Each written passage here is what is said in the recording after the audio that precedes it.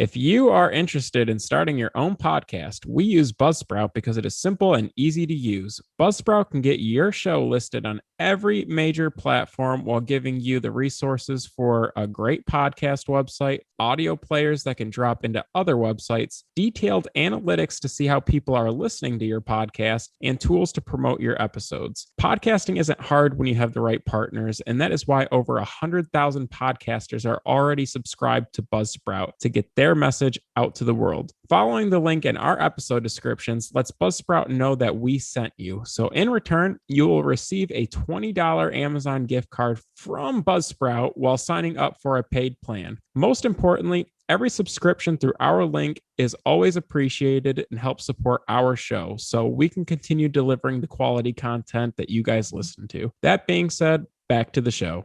Hello and welcome to Comic Book Junkies. I'm Andrew. And this is Joe. And today we're coming at you with the Comic Book Junkies 2021 year in review. It was a big year. A lot of things happened. A lot of things we didn't know would happened.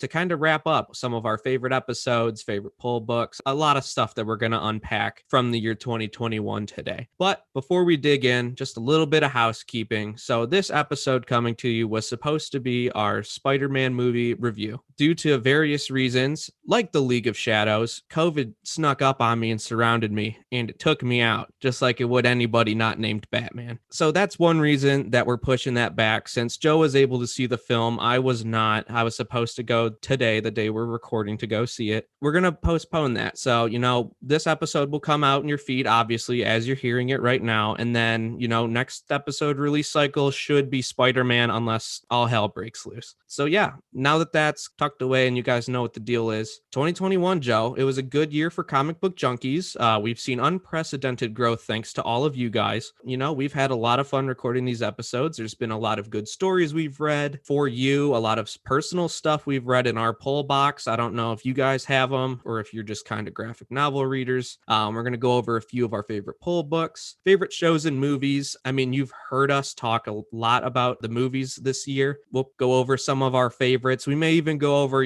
just non-superhero stuff, maybe just regular movie-going TV show experience. Joe here's our resident cinephile. He loves to consume films and TV shows. So I'm eager to hear what he thought was good this year. And then we'll probably, just talk about some of our books we collected. We have a hankering for keys. So, some of the cool stuff that we grabbed this year and, what we're kind of got our sights set on for next year. So all that set up aside, Joe, do you want to start us off with what do you think our best episodes were this year? I mean, let's not pat ourselves on the back too much, but what do you think, was our coup d'etat? What do you think was great? Okay, so first and foremost, it was our first full year doing Comic Book Junkies. So I want to say thank you to the listeners. But to answer your question, favorite episode that we recorded this year, I'm going to have to say my favorite episode that we recorded this year is the episode that we recorded with Juan when we reviewed Hush. I just had a fun time recording that, and I felt like we had a lot to talk about too. The Dark Phoenix saga would be an honorable mention for me because that one was a lot of fun even without having a guest. But lastly, Identity Crisis kind of surprised me.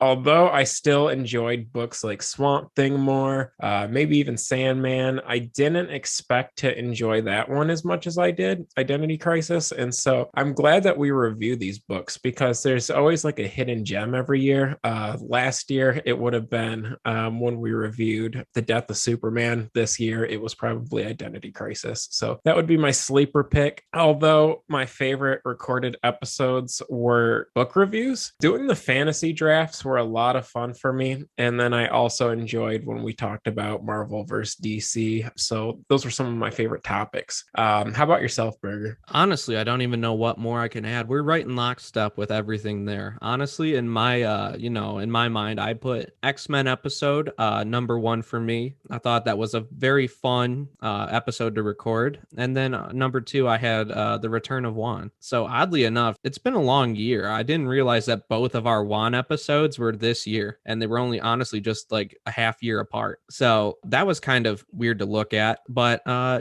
wanted to thank you guys too. X-Men was our best performing episode this year. You guys seemed to overwhelmingly enjoy that one, and we had just as much fun recording that one for you. And I'm with you on Identity Crisis. That was a much better read than I thought it was going to be. I'm doing some reading for one of our upcoming episodes, and I'll say that it's not giving me the same vibe Identity Crisis did, but I won't say much more. But yeah, I mean, there's not too much I can really extrapolate on that. I'm in complete agreement with you on what our best episodes were. I'm very interested to know what you guys liked. I mean, let us know. I will say there weren't any books I didn't enjoy reading this year. There were definitely some worse than others, but I couldn't really shit on any of them. Yeah, I like to crap on things for fun. I'm like a number one player hater, but there's nothing that really grinded my gears that we read this year. I thought everything was, at minimum like an average read. Nothing bad. So we'll get there someday. It's just odds, dude. We're gonna read some real stinkers eventually. But this year's been pretty good for steering clear of those. Well, let me ask you this then. What's your favorite book in your poll this year? Well, I think we're obviously going to be pretty close on this one too. So you guys have also probably heard us, in episodes past, but books are very cyclical in nature. 2021 had a couple highs and quite a bit of lows, but at the peak there, Immortal Hulk was, head and shoulders above anything else that I've read this year or in years past. So I'm really sad to see it go. It finally ended with issue 50. So unfortunately, we won't be talking to you much longer about Immortal Hulk. But on the bright side, we do have Robin, which we've mentioned before. And I know that you're really digging it. I just read the annual and an issue today just to catch up. And you know what? It was still banger. So, Immortal Hulk has left us, but at least Robin is, kind of carrying the torch of, something that's awesome to read every month. And then my honorable mention, which is only honorable because I don't feel like saying like, oh, here's second place. Moon Knight. So the new Moon Knight run, I mean, I've been a fan, I've read the past few runs they did. I jumped off when they had the singer of Say Anything start writing shit because that ain't for me. And then I hopped back on with Jed MacKay here writing it. I know Joe was a little apprehensive at first. He's like, are you talking about the guy who writes Black Cat? And I says, yeah, dude, just trust me. And sure as shit, this guy knows what he's doing. It's been brutal and like cool, like every page, honestly, for me. I read that today, and other than Robin, that's the best thing I'm reading. What about you? For sure, Robin. It's definitely Immortal Hulk, but because that officially came to an end, Robin was my number one this year. I'm also reading Venom, Wonder Girl, and Moon Knight, as you mentioned. But Venom is just so new that it's hard to critique just yet. And Wonder Girl is good enough to keep on the poll, but it hasn't grabbed me. Moon Knight was the surprise book this year in my poll. I did not anticipate adding it to my poll, but I'm honestly enjoying that even more so than Venom and Wonder Girl so far. So hopefully Venom picks up because it's the same writer as Immortal Hulk. So I'm going to keep reading it and see how that goes. But hopefully I'm not forgetting something that we finished this year and I'm just blanking. But again, we're pretty lockstep there. Yeah, if we forgot about it, it's obviously not worth it. So, I probably tried to pawn it off to the LCS I bought it at and just be like, can you please take this? I don't want it in my house. I do that a lot, dude. But no, I'm pretty sure we're not missing anything. We do read a lot of the same titles, but I mean, we just try to read what looks cool. And honestly, not enough looks cool to spend $4 on every month. You know what I'm saying? I agree. So I guess before we get to like movies and shows, my last collecting comic book related question for you is, what are your favorite books that you picked up this year? Oh, brother, where do I start? So I've had a busy year of collecting, and every year I preface with the same thing. I'm like, well, obviously I got to slow down this year. I'm getting to be a big boy. I've got big boy expenses now, but you still find a little budget for some books. And my little budget turned into a big budget apparently, because I bought a Flash 123 this year. I got an Amazing Spider-Man 13, Captain Marvel Adventures 3, and Captain Marvel Adventures 22, and I got a Dime Press 4. So I'm just going with my top 5 books because I've got, I don't know, well over a dozen, if not more this year. So I had to try and cut it down somewhere. But a lot of these I've been after a long time. And the Dime Press 4 was kind of on a whim in a way. It was one of the first big books I got in the year 2021. And I actually got the, John Byrne's Next Men and the San Diego Comic-Con comics too, to round out the set. But getting like the Hellboy books was cool. Wasn't something I thought I was going to do at the beginning of the year. But to eventually wrap it up and get a Flash 123 and a First Mysterio, which were the two biggest books on my list heading into the year, I'm very satisfied with the work I put in buying books, I suppose. But there's a lot of other honorable mentions, like, my first Storm Shadow you got me on our Christmas in July swap, stuff like that. A lot of cool books. I got a lot of smaller books this year, but it's been a really good year for me for collecting wise. How about you, Joe? Well, I guess I'll start with my number 5. It's a tie because it's hard to put presents in there, but thank you very much, Burger, for that San Diego Comic-Con Comics 2 first app Hellboy. To me, that and Batman 234 first Silver Age Two-Face, sweet fucking books this year. I also wanted to mention, even though it's not as notable, I also appreciate that Kilowog you got me. I've been on a big Green Lantern kick this year, and I've gotten some pretty cool gifts this year for sure. But my number 4, I got a Flash 139 first app of the Reverse Flash. My number 3, I got an X-Men 101, so first appearance of Jean Grey as Phoenix, or even before reading that, I've always wanted one, and so it just seemed to make sense this year. Lastly, I don't know if I bought this last year or this year, but the only thing I have to go off of is when I took a picture of it, and so I think I got that Detective Comics 359 this year, that first app Batgirl. Pretty sure you did. That's been a pretty high priority for me, but my all-time number 1 book has got to be my Comic-Con book this year when I got that Justice League of America issue 1. Not only is it a first appearance, but moreover, sweet fucking Murphy Anderson cover and the first issue of their series. So I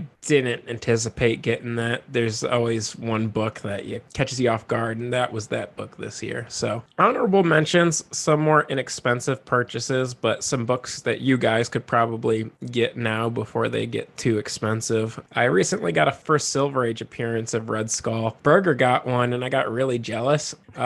His is nicer than mine, but it just feels good to own one anyway. I also got a first app MODOK not too long ago. Burger's been grilling me for that one, but I'm doing my best to get more Marvel books in the collection, and there's not a better place to start than with the Captain. So he's gonna get it signed by Patton Oswalt.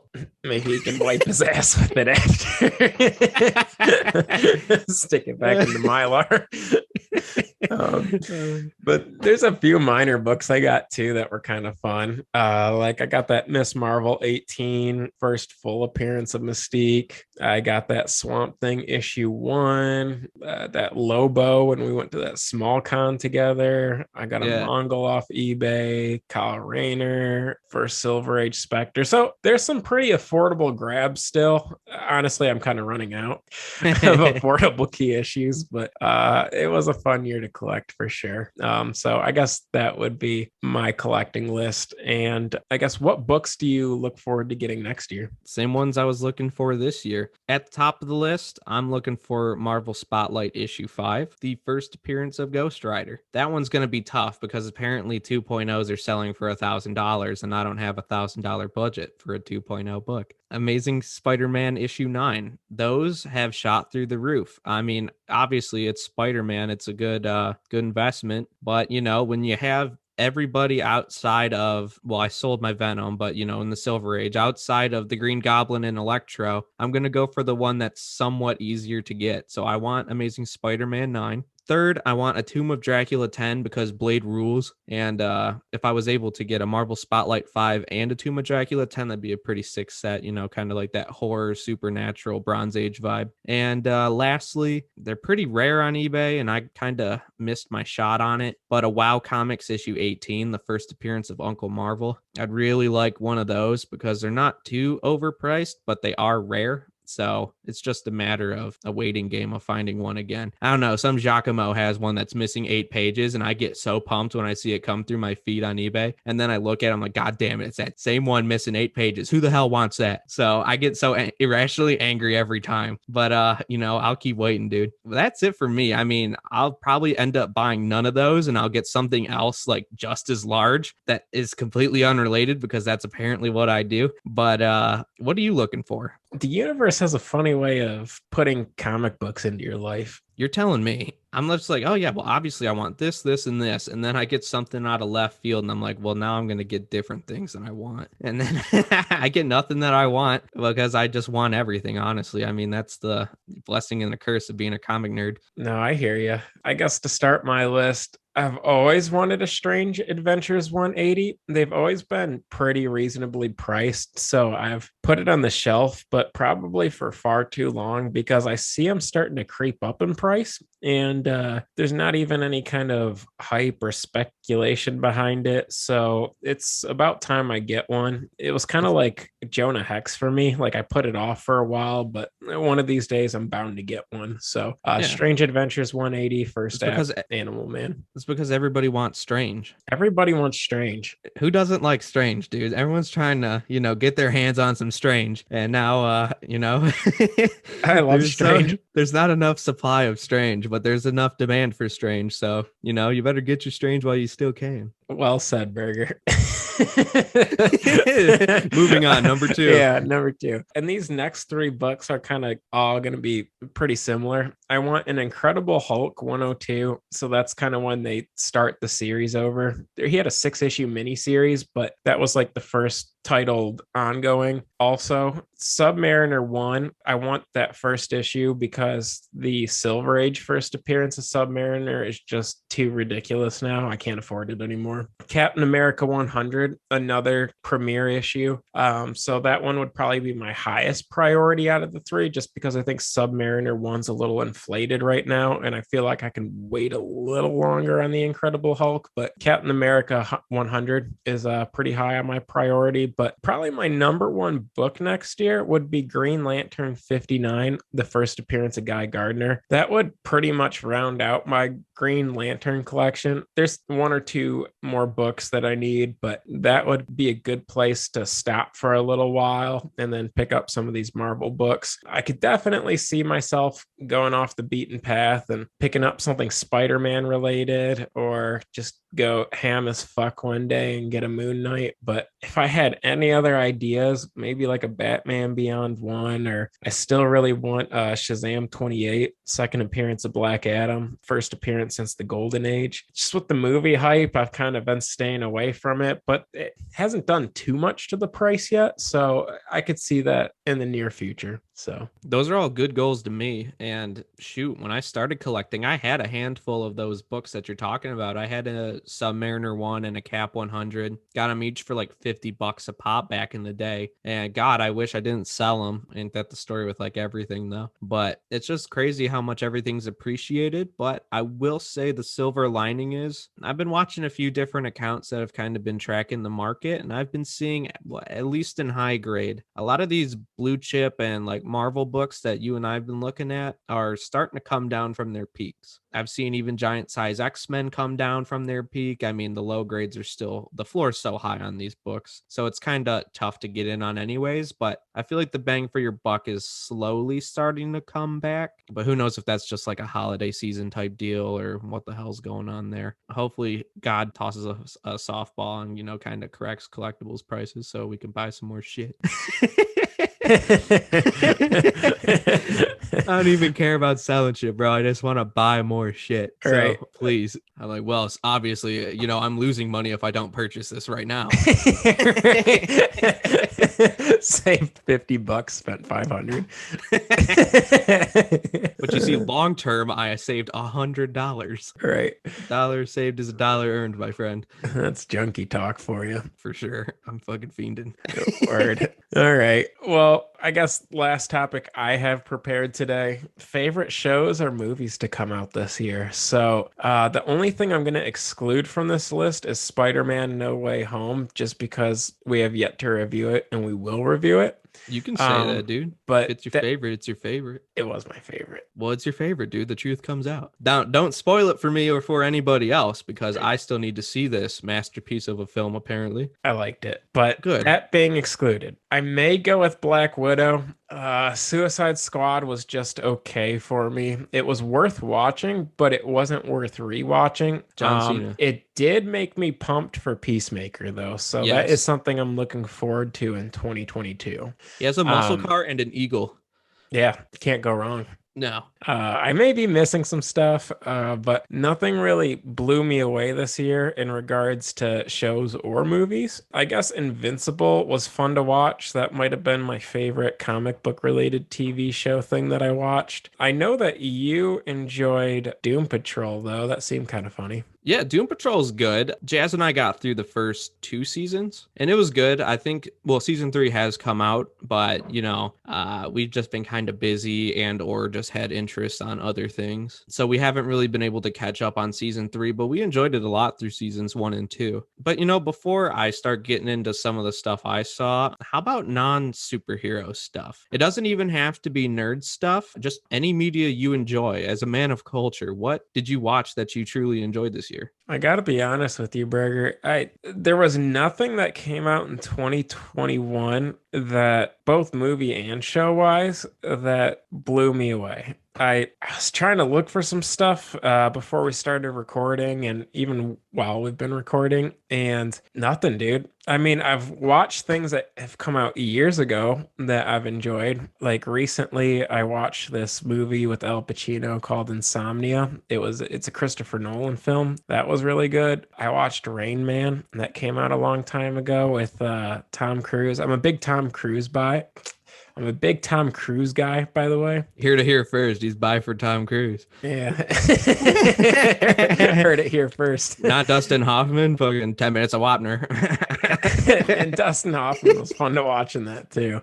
So that was another good movie I watched recently. But like I said, nothing that came out this year. I'm kind of disappointed, especially because this was kind of the year to sit on your couch and watch it. Shoot. Well, that's not a good sign, because you're the one of the two of us who really sits down and watches things and consumes, silver screen culture. I, on the other hand, am more of a NFL football on Sunday, diners, drive-ins, and dives, and or HGTV type guy. You like Dune? Oh, shit. How did I even forget? Yeah, Dune was good. I liked Dune. That counts as nerd culture because, well, let me get the comic stuff out of the way before I start talking about Dune. I'm with you on Black Widow. Black Widow is probably the best comic book movie I saw this year. Like you said, Suicide Squad was okay. I just like John Cena because it's goofy. And like the Snyder cut. I just hate the Snyder culture about that. And that was just kind of mid. So that's that. I'm very eager to see Spider-Man. Hopefully I see it sooner than later. I'm at the tail end of my affliction. So let's fucking go get some tickets and go see this thing.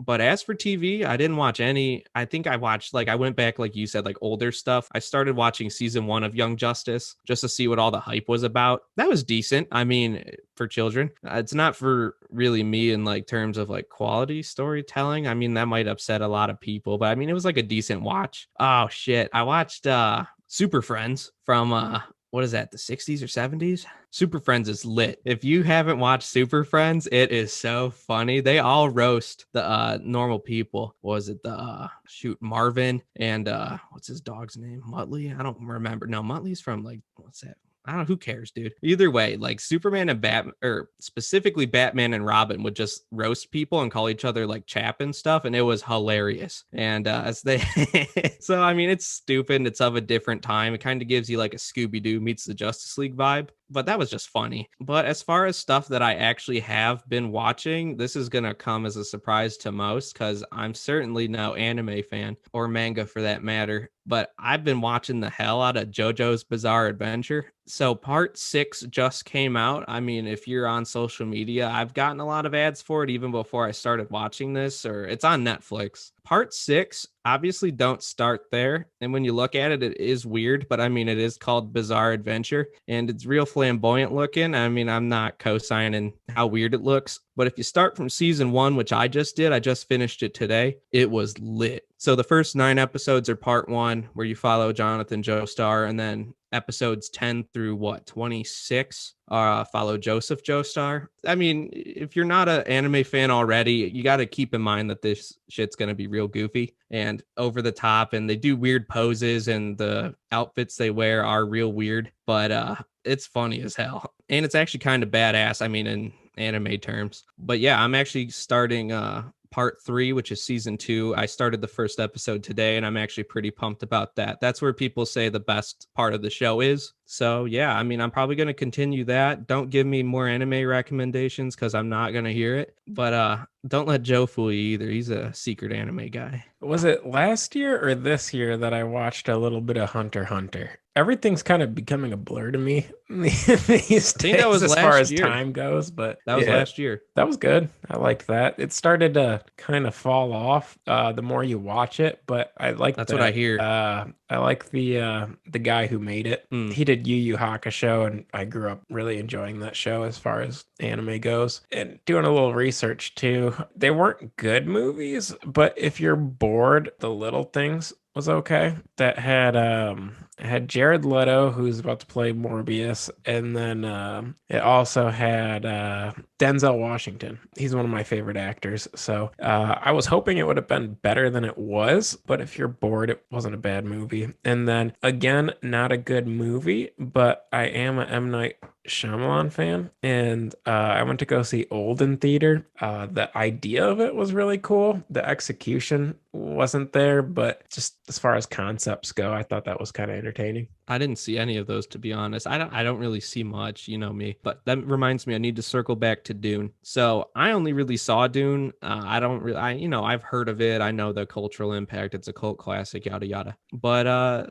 Jazz, my fiance, big fan. She read the books. She didn't watch the original film, but she was very excited because she likes Timothy Chalamet. So I was like, of course. So I know. To me, it looks like he needs to eat an orange because he's a bit gaunt. So they must not have vitamin C on Dune Planet. So we went and saw that. It is a long movie, but honestly, it sets everything up for you to where you don't need to know jack squat about the universe or anything. It explains everything quite well. So it's a beautiful looking movie. I don't say that often, but like it was like done well. It's like what they want the new Star Wars movies to be like and feel like, but Dune's cool. I would recommend seeing that. I mean, it's like 2.5 hours, but they did at least greenlight part 2, so you're not seeing it for no reason because it only tells half of the story. It was always intended to be a 2-parter, but they didn't immediately greenlight the first or the second part. So definitely go see that. And other than that, I don't have any other TV or movies other than, good old American football that we watch religiously every Sunday. And yeah, I mean, that's kind of it.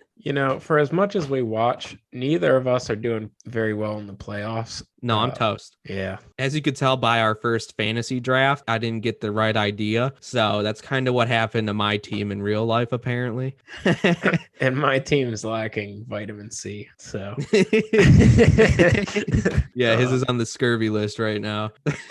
But maybe we should just stick to comics. I guess so. Well, alrighty, guys. I hope you guys appreciated our year-end review. We have a lot to be grateful for. I appreciate all the traction we've gotten this year.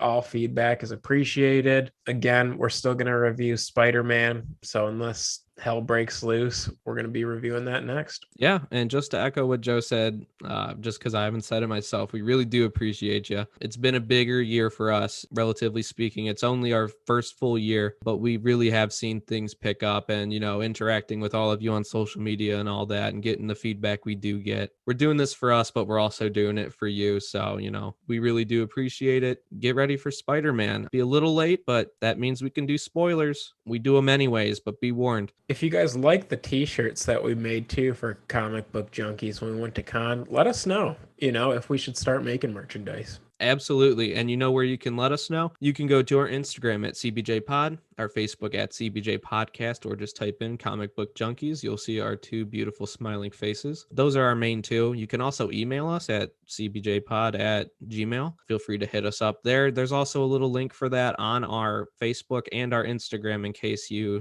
don't want to go to your Gmail and do it yourself. Like, rate, review, what all the social media influencers say. You know, it ain't going to break our backs, but we do appreciate it. All your favorite podcasts appreciate spreading the word. But yeah, with that, I mean, that's our 2021 year in review. We've got a lot of big things coming in 2022, more topics, hopefully more guests, and more classic stories to talk about. So we'll catch you next time. Happy New Year's, guys. Happy New Year's.